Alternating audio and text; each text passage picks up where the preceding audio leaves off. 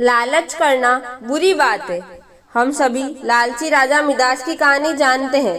उनके पास सोने की कमी नहीं थी, लेकिन सोना जितना बढ़ता था वह और अधिक सोना चाहता। उसने सोने को खजाने में जमा कर लिया था और हर रोज उसे गिना करता था। एक दिन जब वह सोना गिन रहा था तो एक अजनबी कहीं से आया और बोला, तुम मुझसे ऐसा कोई वरदान मांग सकते हो जो तुम्हें दुनिया में सबसे ज्यादा खुशी दे। राजा खुश हुआ और उसने कहा, मैं चाहता हूँ कि किस चीज को छूऊं वह सोना बन जाए।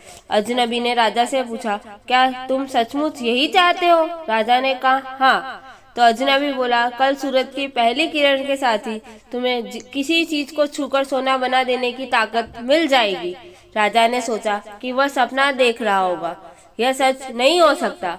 अगले दिन जब राजा नींद से उठा तो उसने अपना पलंग छुआ और वह सोना बन गया। वह वरदान सच था। राजा ने जिस चीज को छुआ वह सोना बन गई। उन्होंने खिड़की के बाहर देखा और अपनी नन्ही बच्ची को खेलते पाया। उसने अपनी बिटिया को यह अजूबा दिखाना चाहा और सोचा कि वह खुश होगी, लेकिन बगीचे में जाने से पहले उसने एक किताब पढ़ने की सोची। उसने जैसे ही उसे छुआ वह सोने की बन गई। वह किताब को पढ़ न सका।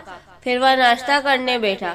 जैसे ही उसने फलों और पानी के गिलास को छुआ वे भी सोने के बन गए। उसकी भूख बढ़ने लगी और वह खुद से बोला, मैं सोने को खा और पी नहीं सकता। ठीक उसी समय उसकी बेटी दौड़ती हुई वहां आई और उसने उसे बाहों में भर लिया।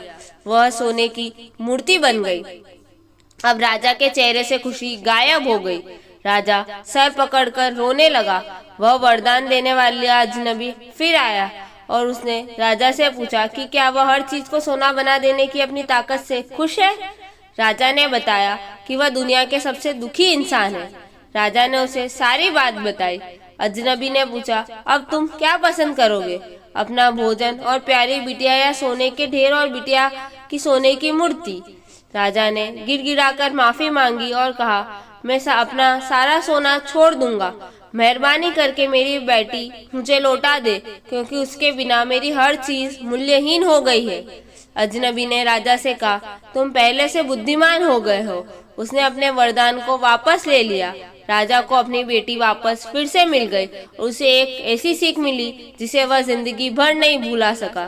Thank you. अगर आपको मेरी कहानी पसंद आई हो तो उसे लाइक और शेयर करें और कहानी के बारे में अपनी राय कमेंट करके जरूर बताएं।